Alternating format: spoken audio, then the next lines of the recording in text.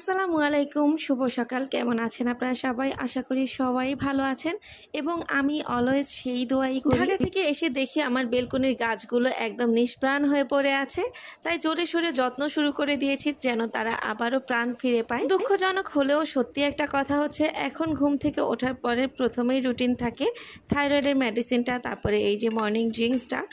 যদিও ভালো লাগে না এই রুটিনটা, তারপরে মেনটেন করতে হচ্ছে। তারপরে কিছুটা ব্রেক নিয়ে আমি ইয়োগা মেডিটেশন করে তারপরে নাস্তাটা করে থাকি। নাস্তাটা আমি একদমই সিম্পল রাখি, কারণ এত কিছুর পরে আর ভারী কোনো নাস্তা করতে একদমই ইচ্ছে করে না। আমরা যারা থাইরয়েডের পেশেন্ট আছি তারা খুব কমই নিজেদেরকে ভালো রাখতে পারি, কারণ হাজার চেষ্টা করেও হাজার মেনটেন করেও মাঝে মধ্যে হঠাৎ করে শরীরটা এত খারাপ হয়ে যায়, শরীর মন ব্রেন কোনো কিছুই কাজ করে না। অনেক সময় হঠাৎ করে ভয়েস টোনটা চেঞ্জ হয়ে যায় এবং নানান কারণে নিজেকে খুব অ্যাক্টিভ রাখতে হয়, নিজেকে সচেতন রাখতে হয়। মাত্র আমার নাস্তা